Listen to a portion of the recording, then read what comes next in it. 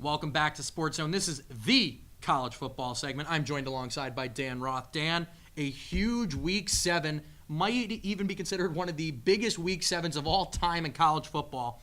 4 top 10 losses in the same week. We're going to start with the biggest one, Georgia losing to LSU in Death Valley. So now Georgia obviously dropping in the rankings, dropping to, I believe, number 8 or 9. Dan, what does this mean for LSU, however? I think LSU honestly thinks that they can compete with Bama right now. Obviously, everybody around the country still probably doesn't think so. You know, Tua Tagovailoa, the quarterback for Alabama, has a sprained knee that he's nursing. So LSU at home in Death Valley, one of the best crowds in all of college football, is hosting Bama a few weeks from now. That is going to be the game of the year and is really going to tell me if LSU is back. That's a hot take, especially with LSU stumbling earlier this year to Florida. In Florida, it'll be very interesting to see Coach O's Tigers now number 5 in the nation, but now going to probably one of the more surprising upsets, if you will, the West Virginia Mountaineers losing to Iowa State in Ames. What happened for West Virginia? To be honest, another place, Iowa State, that is an underrated crowd right there. We've seen a lot of upsets in that building. I remember way back in 2011, Oklahoma State was ranked number 2 in the nation, I think. They lost in overtime there. Complete shocker. This is another shocker because Will Grier is a top 3 quarterback in all of football for West Virginia. He struggled a bit. We haven't really seen him struggle much all year. And this is really going to dent their chances making the college football playoffs. They were the last remaining unbeaten team in the whole entire Big 12. And now with a loss, they still have to play Texas and Oklahoma. It's just going to be tough for West Virginia to, make the playoffs now. Yeah, the Big 12 already with pretty non-so-favorable, if you will, reputation with the selection committee. West Virginia seeming to be the final hope. But as you mentioned, I also don't think a Big 12 will make the playoff this year. Going out into the Big 10, you had Penn State taking on Michigan State at home and dropping a nail-biter to Michigan State, 21-17. Penn State falling substantially in the AP rankings. Has that ended Penn State's season with the loss to Michigan State? I don't think it's ended their season because I think if they win out, they could still, make the Rose Bowl, which is, as an at-large out of the Big 10, assuming Ohio State makes the playoffs, there's going to be a spot for a Big 10 team.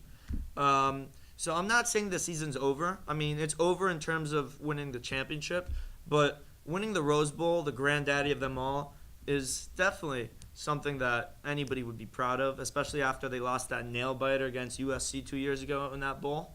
And this is deja vu for me because last year Penn State was ranked high. They lost a nail-biter against Ohio State and Michigan State, and it just happened again this year. However, this year, not so easy. The Rose Bowl, a playoff bowl this year, as well as the Sugar Bowl. The Rose Bowl and the Sugar Bowl are the playoff bowls this year. So it looks like a Big Ten might make it if Ohio State continues to run the table, because that normally seems to be the 2-3 matchup if Alabama ends up being the number 1. But going out west to the Pac-12, probably the biggest Pac-12 matchup of the season, if you will. Oregon Ducks in the Autzen Zoo in Eugene, taking on Washington and winning at home in overtime against Jake Browning in Washington. Basically, all but ensures Oregon has a pretty clear path to the number 1 seed in the Pac-12 North. Dan, what do you think this means now for Washington, who is a number 7 team, now dropping and now basically having to hope that Oregon finds a way to lose? Well, for Washington, this is definitely disappointing because, they lost that opening game against Auburn, and at first you think, well, that's a really good loss.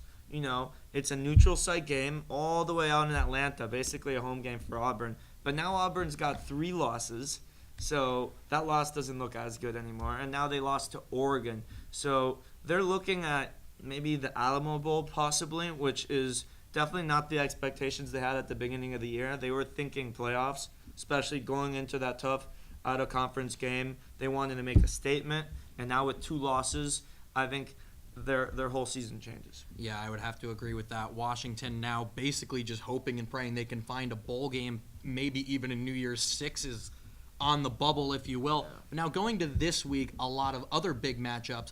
especially one in the ACC. You have the Clemson Tigers taking on NC State, the Wolfpack, but they're doing it at home in their Death Valley.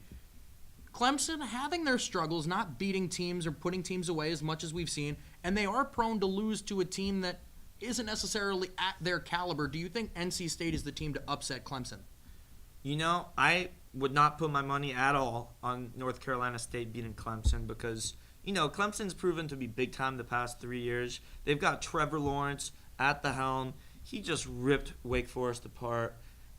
The only really tight game in which Clemson has had in the ACC was when Trevor Lawrence went down against Syracuse and the backup had to go in. Essentially their third string quarterback because Kelly Bryant had transferred. They ended up winning that game at home. Honestly, NC State has a huge chance of doing something huge here because this is obviously their biggest game of the season, and if they win, they're in the driver's seat to win the ACC. Yeah, and then going to another Big Ten matchup, you have the Michigan Wolverines, now number 6 in the nation, but they are taking on their state rival, Michigan State, who's now entered the top 25 rankings at the number 24 spot. Who comes out on top in this one? I think Michigan comes out in a very close game. I've been very impressed by their defense. They've got one of the best defenses in the country. They ripped Wisconsin apart.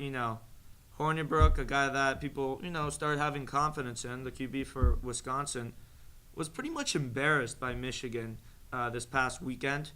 Michigan State's QB, in my opinion, is not as good as Hornibrook.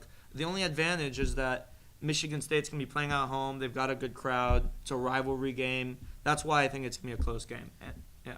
It should be very interesting to see a lot of matchups, very key in the next couple weeks, and the College Football Playoff Committee meeting for the first time just 2 weeks away. But anyway, that's all the time we have for this edition of the College Football segment. More Sports Zone coming to you after this.